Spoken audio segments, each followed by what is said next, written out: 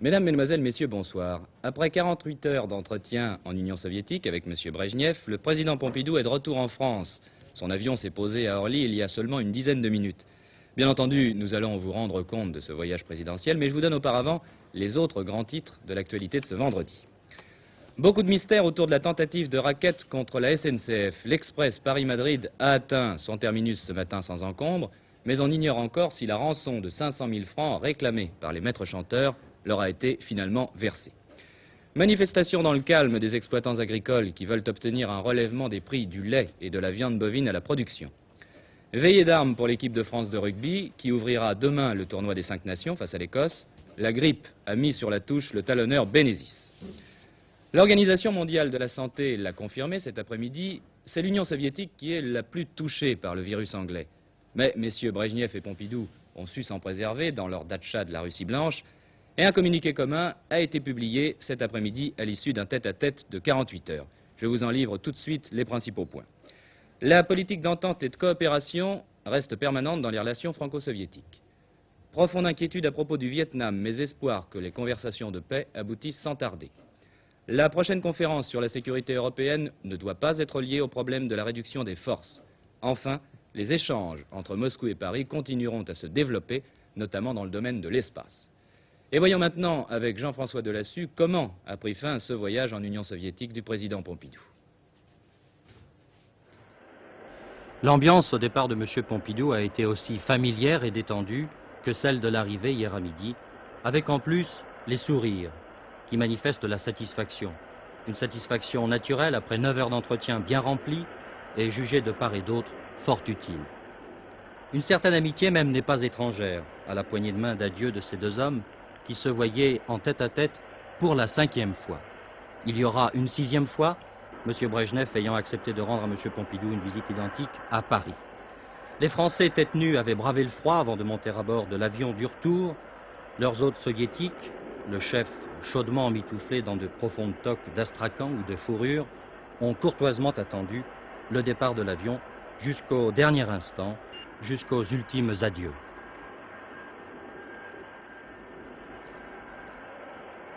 Les dirigeants soviétiques sont satisfaits de la concordance des points de vue des deux pays sur la prochaine conférence sur la sécurité européenne.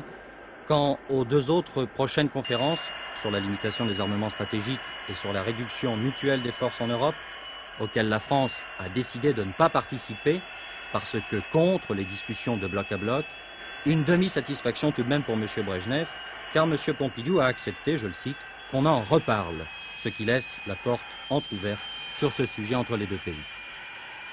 Le chef de l'État a tiré les conclusions de ces 2 jours d'entretien au cours d'une conférence de presse à laquelle assistait notre envoyé spécial Léon Zitrone. Mesdames et messieurs, bonjour, ici Minsk, la grande salle des conférences de la résidence du président de la République, et précédé par les membres du protocole, M. Georges Pompidou, en pleine forme, entre dans la salle, où l'attendent tous les journalistes de la presse française et internationale qui l'ont accompagné, qui se lève comme le veut la courtoisie. M. Jobert entre derrière lui, M. Baudouin également, et le président va s'asseoir à la table où il va répondre pendant une demi-heure, 45 minutes, d'après l'horaire qui nous a été dit, aux questions de tous les journalistes. Il avait été prévu que cet entretien serait franc, et il a été d'une extrême franchise et d'une extrême liberté, qu'il avait été annoncé qu'il serait confiant. Et en effet, il a été confiant, et que je crois pouvoir dire maintenant que les résultats en sont tout à fait positifs. Je crois que la coopération politique ne peut être solide et fructueuse que si elle repose sur une certaine communauté d'intérêts, sur des relations économiques, sur des relations commerciales, sur des relations dans tous les domaines. Il n'est pas moins vrai que si tout cela constitue la base solide d'une coopération entre deux pays, c'est la coopération politique qui finit par être l'essentiel et qui tire la conséquence de tout le reste et qui tire le profit de tout le reste. Pour cette coopération politique, nous avons un système organisé, mais nous avons été d'accord pour constater que les rencontres au sommet, comme on dit, entre les plus hauts responsables avait toujours pour résultat d'imprimer un nouveau dynamisme et de faire un nouveau pas à cette coopération.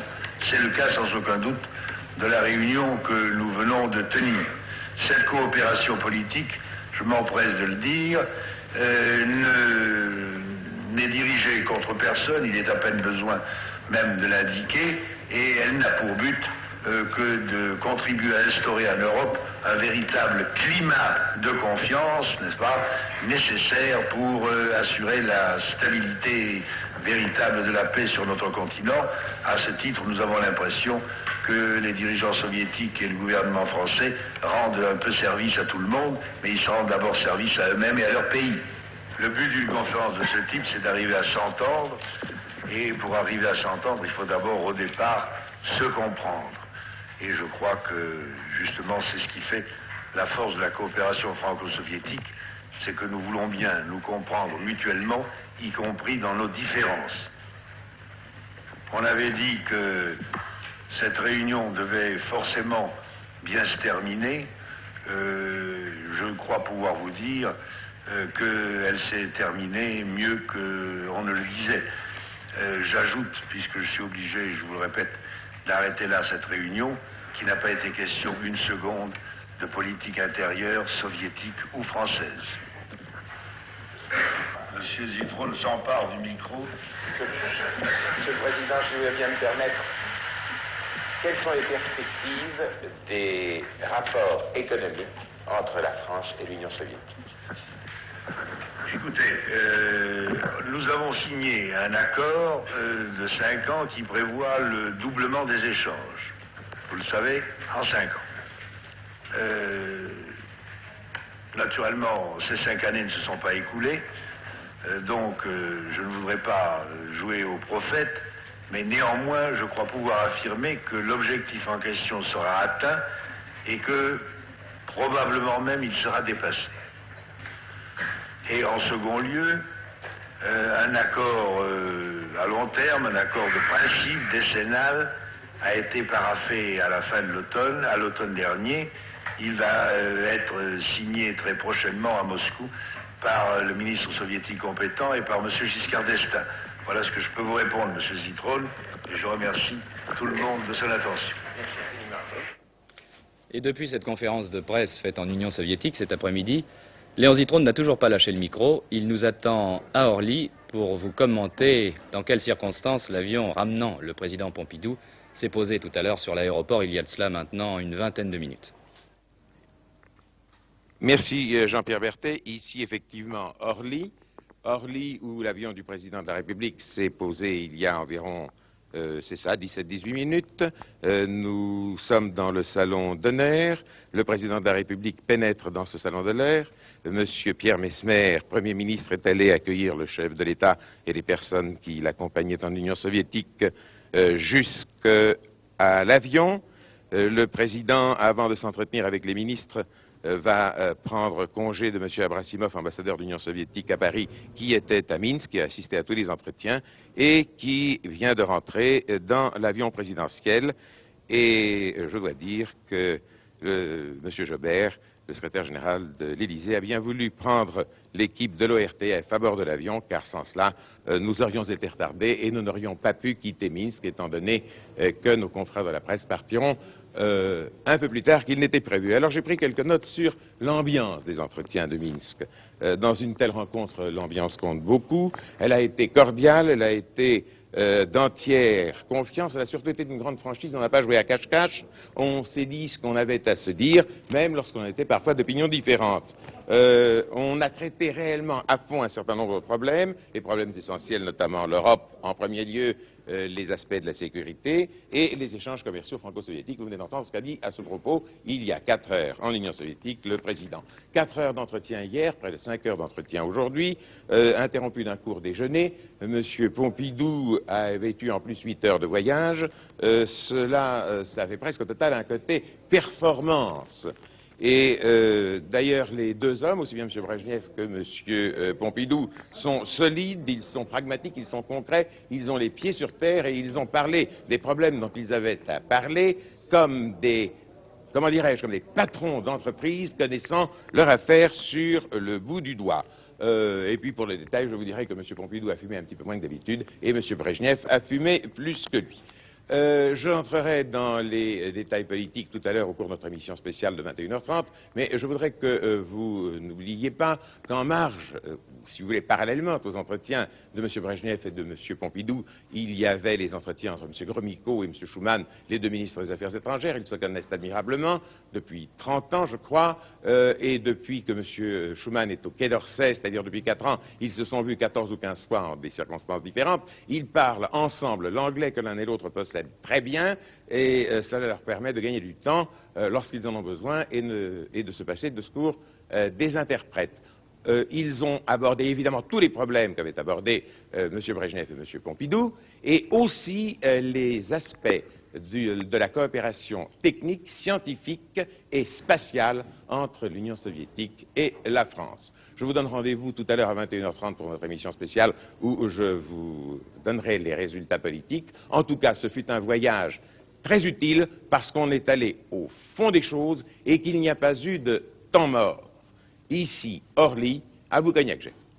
Oui, en réalité, Léon, vous ne pouviez pas le savoir, car vous revenez tout juste d'Union soviétique. Il n'y aura pas d'émission spéciale à 21h30, finalement, puisque nous avons eu les images de la conférence de presse et nous avons pu vous en présenter de larges extraits. Je vous renvoie donc à 24 heures dernière pour d'autres commentaires sur ce voyage du président Pompidou en Union soviétique.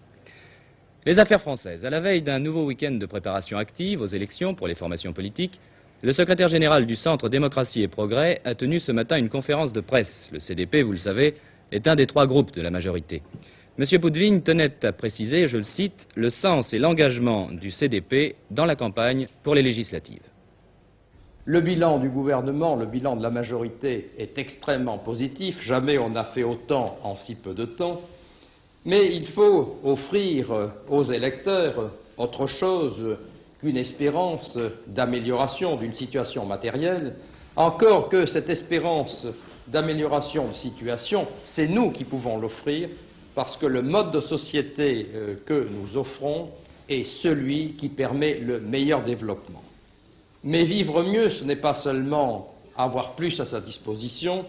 Vivre mieux, c'est également pouvoir disposer de loisirs et pouvoir également se situer dans une société où l'homme a la première place. Et c'est là que les centristes entendent manifester leur originalité, car pour nous, l'homme est au-dessus de tout et les progrès que nous réalisons, c'est au service de l'homme. Après la CGT et la CFDT hier, Force ouvrière réunissait aujourd'hui son bureau confédéral. Et ça a été l'occasion pour M. Bergeron de définir sa position vis-à-vis des prochaines élections législatives. Nous estimons qu'il n'appartient pas au mouvement syndical de donner des consignes de vote. C'est aux citoyens qu'il appartient de se prononcer librement en fonction de leurs convictions propres. Je ne vois pas en vertu de quel principe nous aurions la prétention de prendre nos adhérentes et nos adhérents par la main pour les conduire aux urnes. Nous leur faisons confiance pour se déterminer comme il convient en fonction des convictions dont je viens de parler. Mais si j'ai un vœu à exprimer, alors que va s'ouvrir la campagne électorale, c'est que ceux qui vont y participer décident de rejeter toute démagogie. Je dis cela parce que je suis démocrate au plus profond de moi-même, parce que je crois qu'être démocrate, c'est avant tout respecter les femmes et les hommes auxquels on s'adresse en leur présentant les choses telles qu'elles sont. Pour ce qui est de Force ouvrière, nous nous en tenons à nos positions de toujours, qui tiennent à notre attachement à l'indépendance du mouvement syndical à l'égard des partis, quels qu'ils soient. À l'appel de leur fédération nationale, les exploitants agricoles ont manifesté dans le calme aujourd'hui. Au mois de mars, on va fixer de nouveaux prix agricoles à Bruxelles. Et d'ici là, les agriculteurs ont décidé d'informer le public sur le problème des prix à la production. Je vous propose d'écouter M. Debattis, le président de la FNSEA. Cette journée nationale d'action avait essentiellement comme objectif de rappeler à l'opinion publique la nécessité de revaloriser le prix du lait et de la viande. En effet, le revenu des producteurs agricoles est moindre que celui des autres Français sur un plan général, et plus directement, le revenu des producteurs de lait et des producteurs de viande est encore beaucoup plus mauvais. Il faut donc revaloriser très rapidement de 15% comme nous le demandons ce prix. Il faut en outre organiser le marché du lait de consommation, du beurre et de la poudre pour apporter la sécurité nécessaire aux producteurs pour produire justement un meilleur marché possible. De même, nous attendons des mesures en faveur des agriculteurs de montagne pour compenser le handicap naturel de la neige et du temps pour qu'ils vivent aussi bien que les autres Français. Parmi les participants à cette journée d'action agricole, ceux du département de la Manche n'ont pas hésité à y mêler un peu d'humour. Ils avaient baptisé leur manifestation « Ras-le-bol et bol de lait ».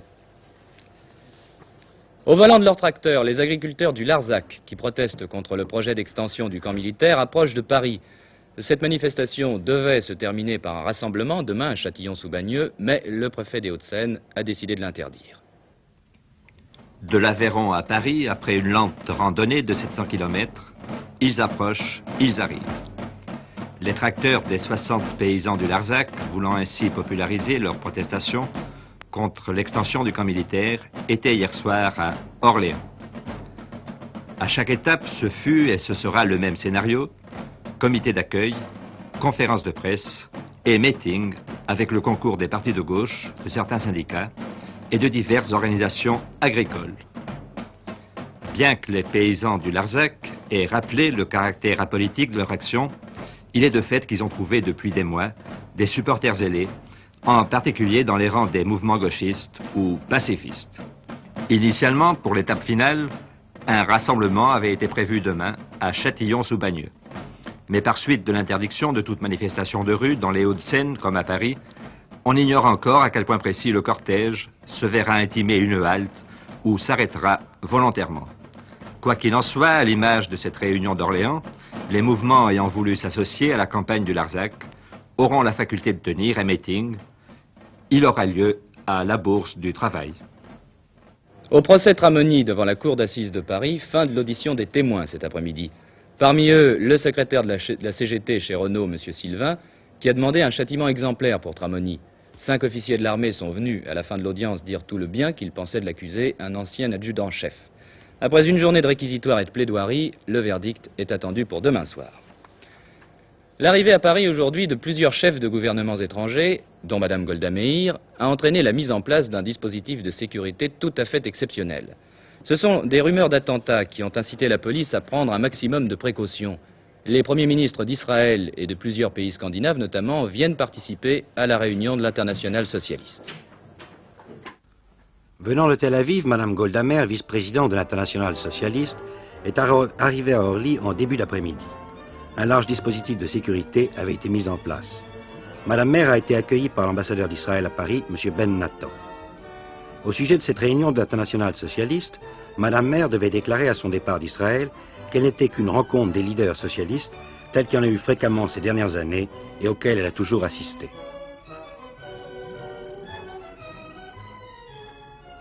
C'est avec une demi-heure d'avance que M. Olof Palme, président du Parti social-démocrate suédois et Premier ministre, est arrivé au Bourget, provoquant ainsi involontairement le retard de M. François Mitterrand, venu pour l'accueillir. Commentant les propos du président Pompidou concernant l'inopportunité de cette réunion, M. Palme devait déclarer qu'il avait toujours assisté aux réunions de l'Internationale socialiste. Les réunions de ces 2 jours se dérouleront à huis clos. Une conférence de presse au Grand Hôtel clôturera cette séance. Les rapatriés vont sans doute bénéficier d'une augmentation importante de leurs indemnisations. M. Mesmer, qui a reçu leur délégué, a en effet l'intention d'ajouter 500 millions de francs à l'enveloppe budgétaire destinée aux rapatriés. À la mémoire des militaires morts en Afrique du Nord, M. André Bord, le ministre des Anciens Combattants, a inauguré cet après-midi une plaque apposée sous l'Arc de Triomphe. Le problème des inadaptés est certainement l'un des plus préoccupants actuellement dans le monde. Et vous savez que Mme Pompidou y attache une importance toute particulière. Précisément, elle vient d'inaugurer un nouveau centre en Corrèze. Pourquoi enfants inadaptés? Parce que la vie a été injuste avec eux. Né dans un milieu familial perturbé, Jean-Marc a dû être pris en charge par l'aide sociale et placé dans des centres pour enfants. Son retard scolaire est grand, son avenir, un problème. Tu as suivi des cours d'une façon assez régulière, tes classes? Ah oui, et je me suis arrêtée Jusqu'à CM1. Au cours moyen? Oui. Maintenant, tu vas à Trégnac. Est-ce que tu es content? Est-ce que tu penses que tu vas rattraper ton retard scolaire? Oui, je pense. Qu'est-ce que tu veux faire? Boulanger, pâtisserie, garçon de café. À Trégnac, en Corrèze, il va entrer dans un nouveau centre, tout neuf, qui avec lui accueillera le 16 janvier 72 enfants de 8 à 14 ans. Il va suivre des classes de rattrapage scolaire et plus tard, dans les ateliers, ceux de formation professionnelle. Ce qu'il trouvera surtout, la sécurité qui lui a tant manqué. Ce centre deviendra sa maison, un cadre de vie clair et gai. Sous la conduite d'un moniteur spécialisé, il vivra par groupe de 12, en classe, comme au réfectoire, en salle de jeu, de séjour, et chambre à 4 lits.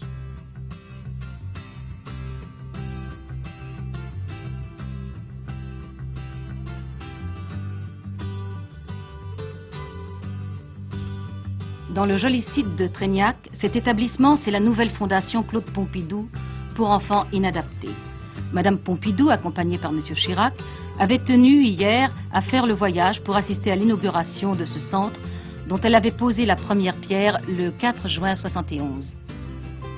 Par la création de ces centres, des enfants démunis et abandonnés pourront trouver leur intégration dans le monde du travail et leur réinsertion dans la société. Les Halles de Paris sont en train de vivre leurs dernières heures. Les commerçants grossistes en viande et en volaille vont plier bagages pendant le week-end. À leur tour, ils s'installent à Rungis. C'est en tout cas une page d'histoire que le quartier des Halles aura tournée lundi, après plusieurs siècles d'une animation extraordinaire. Vous allez à Rungis, madame? Oui, monsieur. Vous ne serez pas dehors à Rungis? Non, nous aurons... je serai en boutique, dans une petite boutique, dans le pavillon des abats. Rigole un peu. Oui, ma chérie. Vous serez quand même mieux qu'ici, non? Ah oui, certainement. Ça fait 12 ans que je suis là, en pleine rue, hein. J'ai pas tellement chaud l'hiver. Et elle tient le coup, elle est solide, cette petite-là. 1969, c'est la première grande immigration à Rungis. Depuis, dans le quartier des Halles, bien des choses ont changé. C'est une amélioration. Il y a des commerces qui se sont créés dans les rues Saint-Denis, dans la rue Saint-Honoré. Parce qu'avant, quand il y avait le carreau à 3 heures, ici c'était un vrai désert. Et ça repartait le soir vers 10 heures, 11 heures, quand ils commençaient à installer leur inventaire. Oui, maintenant? Maintenant, c'est pas la même clientèle du tout. Alors, est-ce que ça a changé beaucoup l'ambiance des Halles? Oui, ça a changé quand même. C'est plus collé monté, disons. Avant, c'était... Moi, les gars des Halles, c'est tous mes copains. J'allume un cigarillo et dans la fumée, j'ai pu voir entrer une femme. Mon cœur a bondi pour elle, ouais. J'ai vu des fleurs.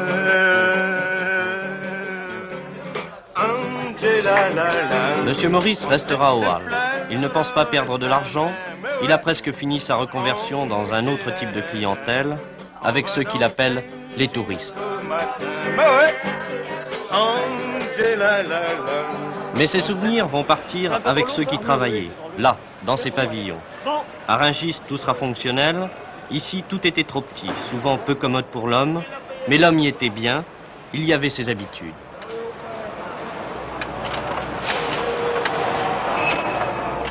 On n'abandonne pas les Halles après des dizaines d'années de présence sans un petit pincement au cœur. Ça, c'est le côté sentimental. Il y a combien de temps que vous venez ici aux Halles? Oh, ça fait 14, peut-être 40 ans. Ils sont ainsi 1200 du commerce de la viande à vivre comme si de rien n'était leur dernière nuit des Halles. Au total, 150 entreprises qui participeront lundi au premier marché de la viande à Rungis. Est-ce que le système de vente va beaucoup changer à Rungis? Oui, pour stationner, tout ce qui est accessoire à la vente, ça va être mieux. Mon point de vue vente, ce sera pareil. Moi, je pense pas qu'il y ait de changement. Enfin, moi, à mon avis, toi. Il faudrait que le boucher puisse aller jusque là-bas, abandonner sa boucherie pour aller là-bas. De toute façon, tu l'abandonnes bien puisque t'es... À cette heure-ci, oui. Et alors, ça serait qui risque le plus, la femme elle dort, est-ce qu'elle dort? L'après-midi. Est-ce que vous pensez que ça va intervenir, que l'installation à Rungis va intervenir dans les prix de la viande? Certainement qu'il y aura certainement des cours beaucoup plus établis et qui serviront certainement pour le consommateur et pour tout le monde, pour une régularité dans les cours qui n'existe pas à l'heure actuelle, vu que nous aurons un marché unique. Parce qu'à l'heure actuelle, vous avez les Halles et vous avez la Villette qui font 2 cours. Vous comprenez? Et là, comment ça, la viande, il ne faut pas attendre qu'à ce qu'elle baisse. Hein.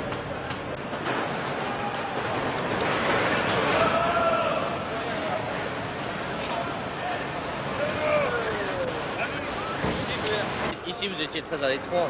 Oui, c'était à l'étroit, puis il y avait le manque d'hygiène. Je sais pas, il y avait tout un tas de choses qui étaient pas... Disons, c'était un peu hétéroclite comme vente. Vous avez été à Rungis, bien entendu, vous avez été voir. Oui. Qu'est-ce que vous en pensez, alors? La condition de travail, c'est bien. Ambiance, ça peut être un petit peu, disons, de changer, quoi. Il y aura de la musique, certainement. Oui, ça fait un peu plus usine, disons. C'est ça. Ça fait, disons, un climat beaucoup moins chaud qu'ici, quoi. On est passé les nuits à bosser dans les halles. Alors, c'est plus, Une dernière chanson. On est passé les nuits à choquer le cristal.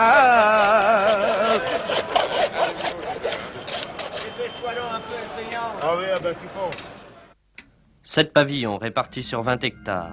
Des installations modernes dont le coût total est de 152 millions de francs. La manutention sera assurée par des crochets mobiles sur rail. Les viandes seront refroidies en permanence par de l'air pulsé. Enfin, téléphones et téléscripteurs seront en nombre suffisant pour assurer les liaisons que réclament les énormes besoins en viande de la région parisienne. L'an prochain, 400 000 tonnes de viande seront traitées à Rungis. La nuit dernière, les voyageurs de l'Express Paris-Madrid ont vécu une aventure pour le moins étrange, et la plupart sans même s'en douter. Des maîtres chanteurs anonymes avaient menacé la SNCF d'un attentat contre ce train si une rançon de 500 000 francs ne leur était pas versée. En définitive, je vous le dis tout de suite, le Paris-Madrid est arrivé à bon port et la rançon n'a pas été versée. Jamais auparavant, un chantage au déraillement d'un train n'avait encore été tenté, en France du moins. Aux alentours du 15 décembre, la direction de la SNCF reçoit dans son courrier une mini-cassette. Cette bande magnétique livre la voix d'un mystérieux personnage qui prétend faire sauter des installations si une rançon de 50 millions d'anciens francs ne lui est pas versée. La voix inconnue demandait encore que la SNCF passe dans un quotidien du soir du 22 décembre une annonce chien perdu, laquelle signifierait l'acceptation de ces conditions. S'étant plié à cette exigence après avoir prévenu la police, la SNCF recevait d'abord une lettre, puis un coup de téléphone hier, 2 heures avant le départ pour Madrid du rapide Puerta del Sol. Aux 200 voyageurs de ce train qui démarrait à 18h03 s'ajoutait un grand nombre de policiers. Peu après Juvisy, dans la grande banlieue de Paris, une lampe, signe convenu pour jeter le sac blanc contenant la rançon, arrêtait en fait le convoi. Les policiers, aidés de chiens, ne parvenaient hélas pas à arrêter le malfaiteur, qui récupéra entre-temps la lampe électrique. Les recherches piétinent. Cet acte est peut-être le fait d'un déséquilibré qui rappelle les méfaits commis au chemin de fer allemand voici 6 ans et qui valurent 15 ans de prison à leur auteur. L'épidémie de grippe anglaise, dont nous avons déjà beaucoup parlé, est bénigne et modérée. Tel est en tout cas le diagnostic de l'Organisation mondiale de la santé, qui précise que l'Union soviétique est le pays le plus touché, je vous le disais en commençant. Je doute en tout cas que le joueur de rugby René Bénézis soit tout à fait de cet avis. Le virus l'a cloué au lit et le pauvre, il a dû renoncer à sa place dans le 15 de France contre l'Écosse, demain, au Parc des Princes. En conséquence, Michel Celaya, l'homme de terrain, a décidé de faire confiance au jeune Lubrano, alors que Clerc était appelé comme remplaçant. C'est par un temps froid ce matin que l'équipe de France de rugby a effectué son ultime séance d'entraînement où l'on a étudié les dernières mises au point. Mais, à la veille de son premier match du tournoi des 5 Nations, face à l'Écosse, le 15 de France se trouve donc amoindri. Ah, j'ai l'impression qu'il y a eu une petite défaillance technique. Je vous demande pardon, je me renseigne.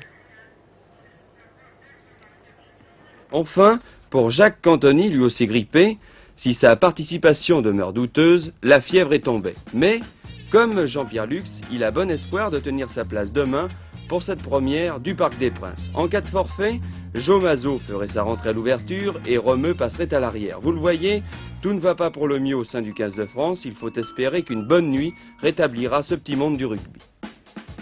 C'est un peu décousu, je vous demande pardon, le film s'est cassé. Je pense que vous avez pu comprendre tout de même que l'équipe de France espérait bien gagner demain devant l'Écosse, et c'est le plus important.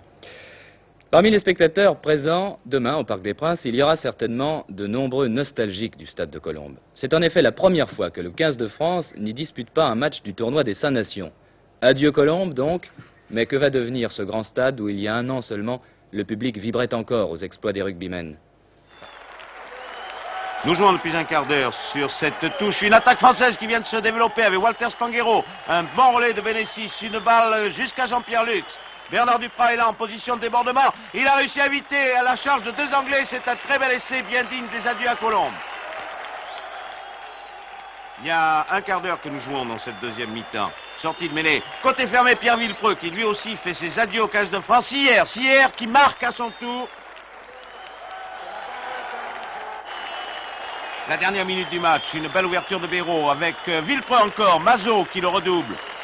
Une balle jusqu'à Bernard Duprat qui marque ce très bel essai entre les poteaux. 37-12, on ne pouvait pas rêver de meilleurs adieux du 15 de France au vieux stade de Colombe. Demain à 15 h, ce souterrain d'où sortaient les héros de Colombe restera vide.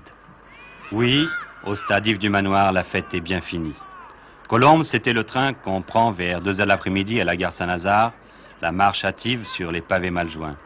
Ces petits bistrots où l'on faisait la queue pour une bière ou un sandwich. Côté stade, Colombe, c'était une foule multicolore où se mêlaient méridionaux et britanniques, bérets et melons. Tout cela y a disparu et certainement à tout jamais. C'est sur cette pelouse qu'Yves du Manoir fit ses débuts de rugbyman. C'est là qu'il se rendait lorsqu'il trouva la mort en avion. En 50 ans, Colombe a accueilli 5 présidents de la République. Il a fait rire et pleurer des millions de sportifs. Vraiment, ça nous fait un grand cœur, un mal au cœur de quitter cette belle pelouse et ces belles installations de Colombe. Est-ce que vous pouvez me raconter un petit peu ce que c'est Colombe en fait? Écoutez, le stade de Colombe, ça provient de, c'était l'ancien stade du matin, n'est-ce pas? C'était vaguement un champ de course hippique, n'est-ce pas? Et qui a été racheté par le Racing Club de France en 1911. Et alors ensuite, le Colombe a été, on a fait les Jeux Olympiques en 1924, n'est-ce pas? Et c'est le Racing qui l'a fait entièrement à sa charge, dont les dépenses ont été payées par les recettes des entrées à Colombe des Jeux Olympiques. Sous l'œil du président Gaston Doumergue, les 8e Olympiades de Colombe ont même vu les Américains battre les Français en rugby. C'était la seule apparition du rugby comme sport olympique.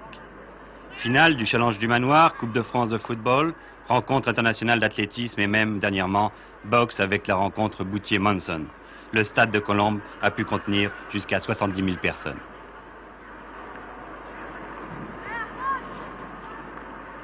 Alors que je conçois parfaitement qu'il est obligatoire, puisque nous avons un nouveau stade à Paris, et qu'il fallait faire ce stade, que la Fédération de rugby joue ses matchs, cela va changer pour nous une question financière, car il faut bien y penser, puisque nous percevions des pourcentages de location sur le stade, et également une part de publicité, et aussi une part de télévision, lorsque vous télévisiez les matchs. Une perte nette de combien à peu près? Une perte, en ce qui concerne les matchs de rugby, la publicité et la télévision, je ne parle pas en ce moment du football et des autres disciplines, qui représentent de l'ordre de 500 000 francs par an, 50 millions d'anciens francs. Qu'est-ce qu'on va en faire maintenant de ce stade? Puisque vous m'avez posé la question, je vous réponds très simplement. Cela va représenter pour moi une dépense de l'ordre de 80 millions d'anciens francs par an, sans contrepartie, alors que je suis obligé de continuer à faire marcher Colombe. Les solutions, il y en a plusieurs, mais nous pouvons peut-être aller jusqu'à envisager une affaire immobilière. Tout est possible, mais enfin, nous essaierons de maintenir Colombe parce que moi, personnellement, je ne désespère pas de voir revenir les matchs de rugby à Colombe un jour. Une évocation émouvante pour les amateurs de rugby, ce reportage de Daniel Durandet, mais les nostalgiques de Colombe retrouveront certainement leur enthousiasme dès demain au Parc des Princes. On reparle de la candidature des stations de sport d'hiver du Mont-Blanc pour les Jeux Olympiques de 1976. C'est une affaire assez complexe dans laquelle sont déjà intervenus les responsables locaux, la Fédération de ski, le Comité olympique français et le gouvernement. Alors, où en sommes-nous, Daniel Leclerc? Il faut revenir en arrière pour savoir que les premiers Jeux Olympiques d'hiver à Grenoble, ceux-ci en 68, cette même ville s'était proposée pour une nouvelle organisation en 1976. Mais le gouvernement n'a pas voulu recommencer une opération jugée trop coûteuse. La candidature actuelle du comité du Mont-Blanc, qui groupe 11 stations, ne compte pas sur l'aide de l'État et n'a pas rencontré pour l'instant d'opposition ministérielle. Monsieur Maurice Martel, président de la Fédération française de ski, nous explique comment les stations du massif du Mont-Blanc ont été amenées à poser leur candidature.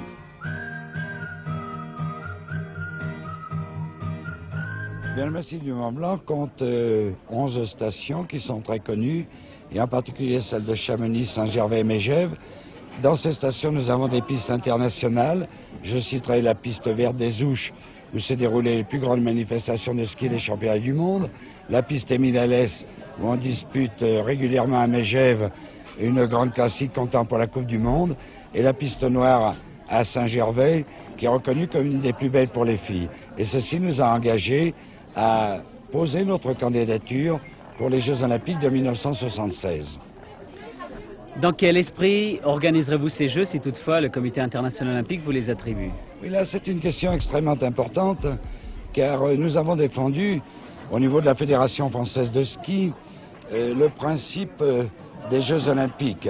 Nous pensons que tels qu'ils se sont déroulés au cours de ces dernières années, ils représentent un gigantisme tel que dans l'avenir, ils n'auront plus lieu. Alors ce que nous voulons essentiellement, si notre candidature est retenue, c'est faire les Jeux des athlètes et non pas les Jeux des promoteurs. C'est-à-dire des Jeux sportifs, essentiellement sportifs, où tout sera axé sur l'athlète que l'on mettra en valeur, des Jeux slim, mais très agréables.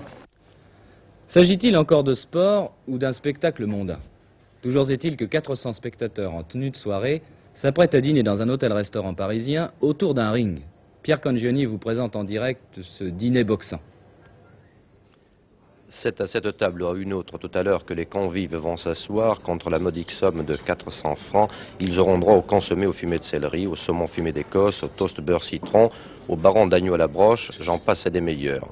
Mais il y aura aussi, et bien sûr, un combat de boxe, puisque vous avez découvert en même temps que moi le ring, qui est trône au centre de la salle. Il faut préciser quand même que le dîner a lieu avant le combat. Les deux ne vont pas de pair. Et on peut dire que Jacques Kichichian, le champion de France actuel des super welter et challenger au titre européen qui affronte l'Espagnol Antonio Torres, on peut dire que les deux hommes eux, seront peut-être à jeun, parce qu'on les voit mal dîner et monter sur le ring tout à l'heure. Je peux vous dire que vous verrez ce combat en direct à partir de 22 h sur la première chaîne, sur la deuxième chaîne si vous voulez nous rejoindre, donc à tout à l'heure. Vous nous avez rassurés, les coups de poing ne couperont pas l'appétit aux spectateurs. Ils auront mangé avant. Roland Petit et les Ballets de Marseille se sont installés pour 3 semaines au Palais des Sports à Paris. Ils présentent en alternance 2 spectacles de ballet, l'un avec Maya Plisetskaya que vous avez vu avant-hier, et l'autre avec le groupe pop des Pink Floyd, qui répétait encore cet après-midi.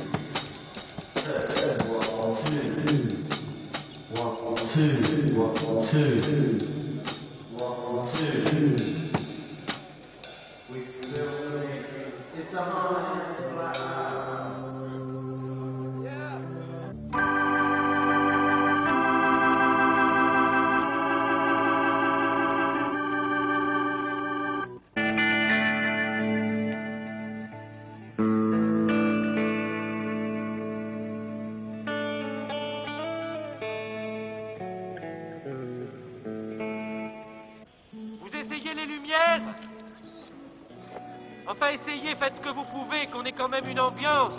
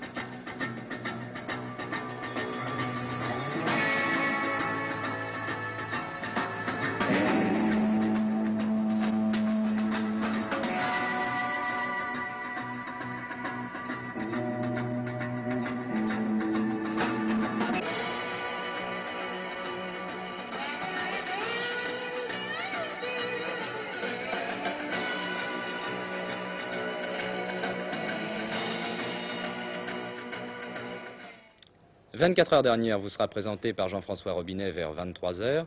Quant à moi, je vous souhaite de passer une excellente soirée.